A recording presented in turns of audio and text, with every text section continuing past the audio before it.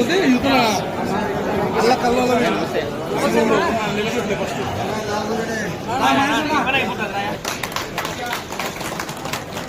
స్లోగా ఇవ్వండి.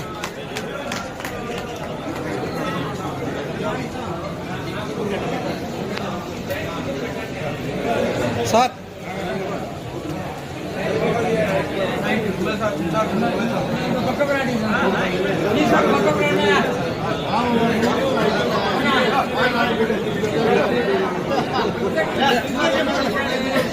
Sir sir ఉండండి, ఇట్టే ఉండండి, పోవాకు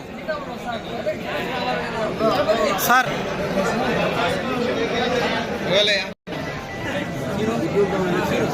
రానా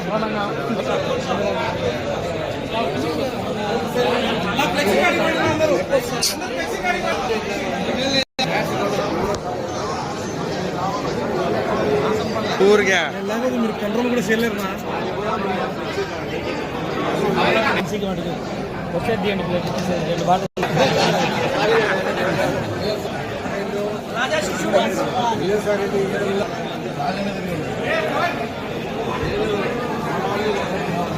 వంటలు చేసే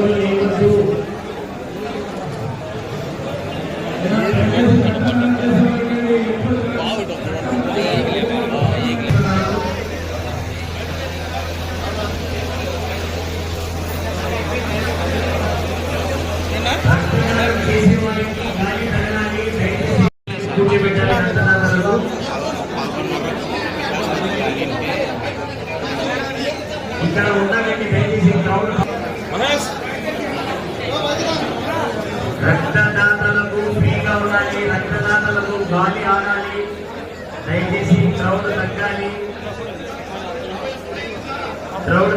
రక్తదానం చేసిన వెంటనే ముఖ్యమంత్రి చంద్రబాబు నాయుడు గారి కుమారుడు నారా లోకేష్ గారు 43వ బర్త్డే పుట్టినరోజు సందర్భంగా పొద్దుటూరులో బ్లడ్ డొనేషన్ కార్యక్రమం ఏర్పాటు చేయడం జరిగింది.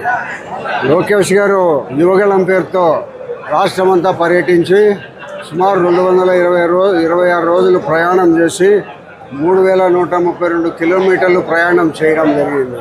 అంటే దాదాపు 8 నెలల కాలము యువగళం పాదయాత్రలోనే జరపడం జరిగింది. కాబట్టి ఆయన కూడా భవిష్యత్తులో రాష్ట్ర ముఖ్యమంత్రి అయ్యే క్వాలిటీస్ ఆయనలో ఉన్నాయి.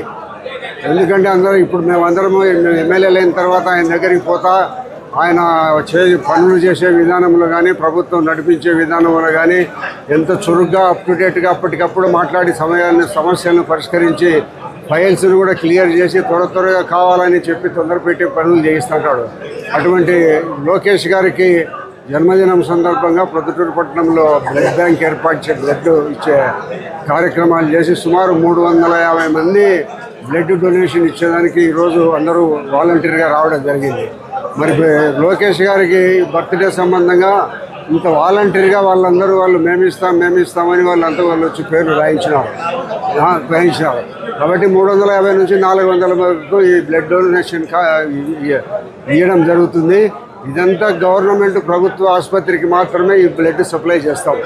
కాబట్టి భవిష్యత్తులో ఇంకా ఉన్నతమైన స్థితికి చేరుకోవాలని మేమందరం ఆయనను ఉన్నతిని భవిష్యత్తును కోరుకుంటున్నాము. అతి త్వరలో ప్రభుత్వంలో ఇంకా పెద్ద స్థానానికి చేరుకోవాలని మనస్ఫూర్తిగా కోరుకుంటూ మరి ఈరోజు బ్లడ్ కార్యక్రమం ఆయన పక్షుల సభగా ఏర్పాటు చేయాలి.